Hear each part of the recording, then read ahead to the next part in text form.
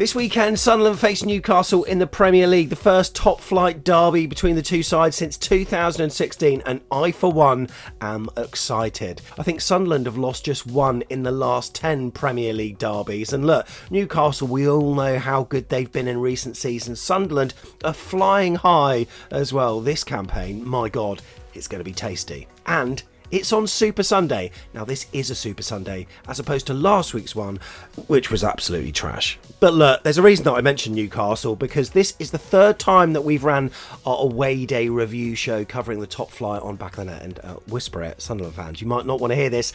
Newcastle won both of our previous two. So what's it all about? Well, firstly, let me introduce myself. My name's Sam. This is Back of the Net. We're an AFC Bournemouth fan channel, and we travel up and down the country to support the Cherries, and we love it, whether we win, lose or draw. The point of this series is to rate the experience, nothing about the game itself, which is just as well, considering going from 2-0 up to 3-2 down is not pleasant. So what's the format? It's simple. We cover the city, the pubs, the people, the stadium, the view, the noise and the concourse. And we rate each of these out of 10. And it's Liverpool that are top, something that we're even surprised about, because the atmosphere has actually been very underwhelming on previous seasons. But this time round, it was pretty bloody good, I've got to say. But how will Sunderland compare, and where will they go? Let's get cracking.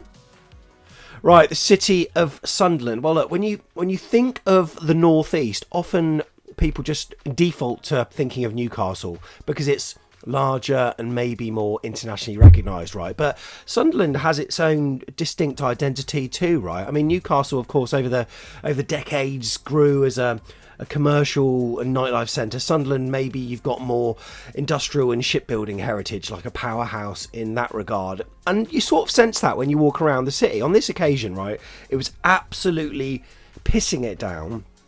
Not very nice at all, but don't worry, I saw through that. So for me, what I did for travelling there, obviously it's a long journey, we can't take that into account, but I flew up to Edinburgh from Bournemouth International Airport, had a couple of days in Scotland's capital before getting the train down from Waverley to Newcastle, and then just buzzing across on the metro to Sunderland Station, which was really, really easy. Now, coming out of the station into the city centre, it just feels quite pleasant, really. It kind of mixes traditional shopping streets with these modern regeneration projects which seem to be happening in multiple areas. Throw in some historical architecture too. I really liked it. It's not too big, it's not too small, and you've got areas like High Street West and Fawcett Street, which also feature a lot of like Victorian and Edwardian buildings as well, old banks, theatres and civic structures and stuff. I actually really like it. But you've also got your regeneration projects like the Riverside Sunderland, where there's going to be new offices, homes and public spaces. There's new civic spaces as well that are aiming to create a sort of more modern and vibrant core. And of course you've got the University of Sunderland buildings as well around the city campus, which kind of helps add a contemporary feel, so to speak. So it's a place that's definitely in transition. Some areas feel quieter than others, but especially around Keele Square, which I really liked that because it's a natural pathway to the brand new Keele crossing, which I thought was superb, and I can just imagine how nice it is in the sunshine. And look, by the way, the Keele crossing, have a look at this video that we found online about it. It's a natural and quick link for fans to get from the city centre to the stadium. It's £31 million it cost to construct. It's a 260 metre pedestrian and cycle bridge that links the square to Sheepfolds and the Stadium of Light. So it was, officially opened in October. I think it might have been used for a few things before that, including like the Rugby World Cup. It's like their Wembley Way, and it's quality. And I don't know, I just had a really good vibe about that, and could just imagine it on a sunny day. It's not a big city, plenty of green spaces, plenty of coastal beauty, regeneration projects. I like Sunderland. It's a 7 out of 10. Now, pubs. The beauty of travelling to the northeast means that you are, especially Bournemouth fans, you're widely accepted in pretty much any pub in and around the city centre, and there's no drama. Everyone's had a crap week at work, they've been looking forward to the football like all week, and as a result they let off steam by having a session in the pub, right? And as a result, a lot of the pubs have really good atmospheres. And the places that we sort of went to are superb. Now, we went to Green's Tavern, which was, I think, a punch pub. We caught up with Cherries fans who went there, but also a plethora of drinkeries before the game in and around the city centre, and everyone had really good things to say. There are a wide selection of boozers and bars that fans can go to, whichever side of the kind of river they're on. Pubs, bars, old school vibes. A lot of them had live sport, bustling atmosphere, some people having a sing-song, live music. The pub we went to, by the way, had bottles of Prosecco for £9.99. Bottles, I'm talking like a full bottle, not one of those ones you got on an aeroplane. Why not at that price? Also, Leanne, who was travelling with us as well, she had some excellent things to say about Sunderland. Have a listen to this. Okay, welcome to Sunderland away. First of all, pint of Prosecco. How much? £9.99 a big bottle. Yeah. Then I've gone to the street food bar next door. Pulled pork, gherkins, onion, chilli jam. You name it, I said yes please. But I said no thanks to the jalapenos, so I thought that was a step too far. I like Sunderland away. So there you go, from the horse's mouth. I'm not calling you a horse, Leanne. So, you know what, for pre-match vibes, the weather could have easily downgraded this, but that would be wrong. So I'm giving this a 9 out of 10. Right, the people then. This is always my favourite one to do because it's so interesting meeting people across the whole of the UK. And some people have watched the channel, which is really, really nice. I'm really fond of a few fan bases, Villa in particular as well. Sunderland, not really met many Sunderland fans before, but I met a shitload when we went up, and they are absolutely sound. A number of things that you notice, right? And yes, this could be the same for any fan base, but strong loyalty. Look, the club, right? They've endured relegations, financial issues, relegation to League One like years ago. Yet the fan base has stayed pretty much huge. I mean, yeah, when you look at the average attendance over there, of course it's higher in the Premier League, it naturally is, but in the Championship they had a really, really good sized fan base. Even in League One as well. Some people do drop off, we know that. But they're obviously known for their unwavering loyalty. And but it's loyalty that's twinned with passion.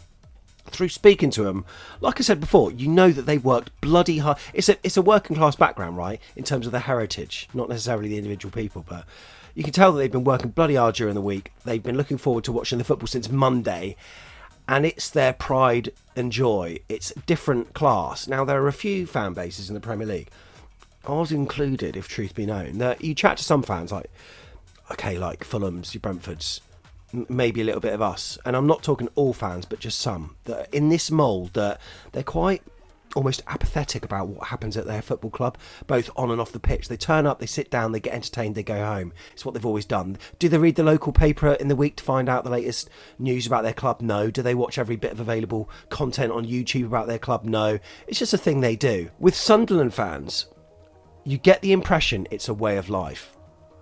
And they're a passionate bunch, and let's face it, they're proud of their local identity, they're emotional, they're committed, there's a family feel around the club, and hope, even in hard times. That's the thing that really sort of struck me when speaking to these people. Resilience, also another word that I'd probably use as well, and I almost feel weirdly, they're a rival fan, well, not rivals, but, you know, they are the opposition, but I almost feel happy for them that they're now being rewarded with good times on the pitch too.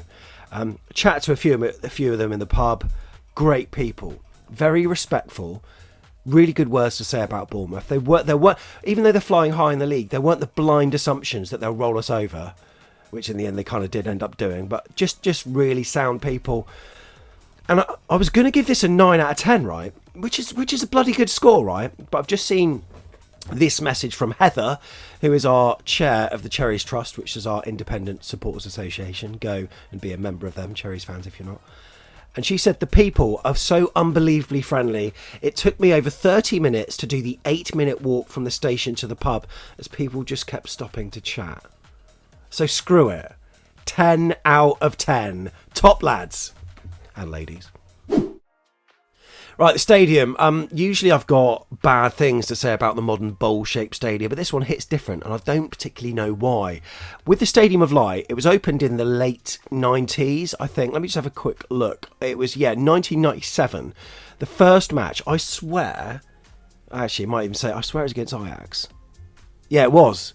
And it had 42,000 people. Roker Park, which was northeast of the stadium, very close to the coast, by the way. I never went to Roker Park, but I just wonder if the wind swept through. Sunderland fans, if you went to Roker Park, tell me, because very close to the coast, but it was constrained by surrounding housing. So the Stadium of Light was born. I think obviously it was needed to be done because of was it the Taylor Report or something that was talked about? Everyone needs all-seater stadia. I think it was the Taylor Report, but anyway. Just 3 years after opening though, right, the stadium was expanded to 49,000. That's the North Stand where the away fans were actually situated, and it transformed itself into, at the time, what was the third largest stadium in England. But look, the stadium as a whole, yes, it's a bowl-shaped, and that helps to amplify the noise, which we will come on to. It's not as high-tech as, like, Tottenham Hotspur, but it's solid, it's functional. But one thing you do realise, when you approach it from the outside, yes, it was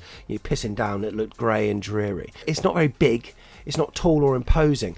The pitch at Sunderland Stadium of Light is actually built several metres below ground level, which means that, and I think so that's a result of the excavation that was done during construction. So this appears to make the stadium smaller, I think in line with a lot of the buildings around Sunderland, actually. It's not exactly a city full of skyscrapers or tall buildings, right? But what it does do is it creates, when you walk in, an impressive, like, sunken effect with deep stands inside. It sort of takes you by surprise a bit. It's a very flat approach as you walk to the stadium. There's lots of space around the ground, which I kind of like. That makes me feel a little bit like it's an out-of-town stadium, but it really isn't. It's actually great location-wise, given the quick walk from Kiel Square.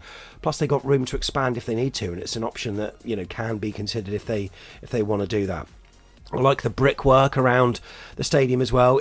I sense it could be enhanced with some flags and stuff, which is, I'll just show you what it's like behind our massive North Stand. That kind of thing. This would look really good outside the Sunderland Stadium. I know they got their, like, flags on the periphery, but those kind of things would make it look really nice. But yeah, it's also made different by the different size of two stands as well, which kind of is what Newcastle have got. Maybe it's just a northeast thing, but this scores actually quite well for a bowl. I would say it's all right. So for me, 8 out of 10. God, this video is going on about. I try to keep these under 20 minutes. I hope I can. So at the Stadium of Light, the view, the fans are located in the upper tier section of the North Stand, which is commonly called the North Stand Upper. Clever, that. But the view is high. It's central to a slightly corner angle, which is what I always love. I'm not a big fan of being on the side. At Villa, because you're close to the pitch, you sort of get away with it a bit. But I like being able to sort of get a good grasp of what's going on the pitch. And I was chatting to someone about it. I can't remember who it was it Tom or Matty? About, like, when you're so high up, like, I'm almost surprised that managers don't sit higher. I know, like, technical staff do, but you can really see what's going on rather than down on the touchline where you just got this mishmash of players crossing over. But anyway, I like seeing that elevated view. It's not so elevated as St James's Park, though, where you've got to look through clouds in order to see the game. So that was a bonus. The downside of this, though, is that it involves many stairs.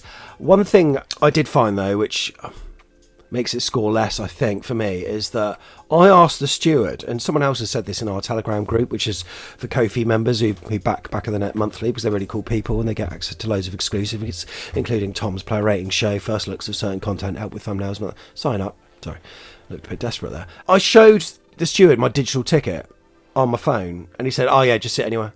So I was like, yeah, but can you just tell me where the seat is? I just want to sit with my mates because they'll already be here. And even after asking him again, he was like, oh yeah, just sit anywhere, pal. Thanks for that. I'll find my own way there then, shall I? But when I did, I found it to be spacious, not cramped, and yeah, a really nice view. You couldn't quite see the scoreboard. Well, if I was a few rows back, you definitely wouldn't. But I was kind of a bit like this at times, but it wasn't really a drama. I enjoyed it. The roof comes down over the away end, which kind of gives the illusion that we're, like, almost tucked into the roof a little bit. As a result, I think you probably feel a little bit cut off from the rest of the stadium, especially if you're in some of the back rows. But on the flip side, I think the roof means, for the away fans at least, it enhances the noise that we make. But I sort of feel, because it overhangs, the atmosphere is sort of contained within our own area, and I got the feeling of that. Sunderland fans did as well, because we had some really nice comments, but they said, okay, if you were making noise, we couldn't hear you because the sound stays where it is. But that's the same the other way around as well, because we couldn't really hear that. Well, we'll come on to that, because we definitely did as the game went on. This was on point. For me, 8 out of 10. Right, the noise. And look, I just want to caveat this by saying that there are plenty of supporters that see these videos and think, oh my God, a Bournemouth fan is scoring our ground on noise. If they hurt themselves, well, this is an away day show, right? And this is a difficult one, and me and Tom have always said this in previous shows. We try not to talk about the football here, but it's difficult because what happens on the pitch basically dictates what the crowd are going to be like. So obviously in the game we went 2-0 up. This quietened the home fans down massively, but once they got the pen and pulled one back, my God, the Stadium of Light was rocking. Although I have to say, like I was kind of suggesting this bit previously, the phenomenon of Stadium of Light, my God, that was nearly a bad slip up, means that away fans don't really experience the full ferocity of the noise due to where the away fans position, because we're like right up there. The kind of noise, it goes around most of the bowl but doesn't really travel up to us much. However, due to me feeling so pissed off when I think I kind of walked down on 91, and when you're at the bottom of the away tier, you can really hear how loud they are. It was sensational and probably the best we've had this season. I think the nature of this game, like I say, being from 2-0 down and then coming back to 3-2 meant that they were loud. A decent selection of songs, the whole ground seemed to be singing, backing up what I said earlier about this kind of family feel, the togetherness and being as one, this siege till the end mentality.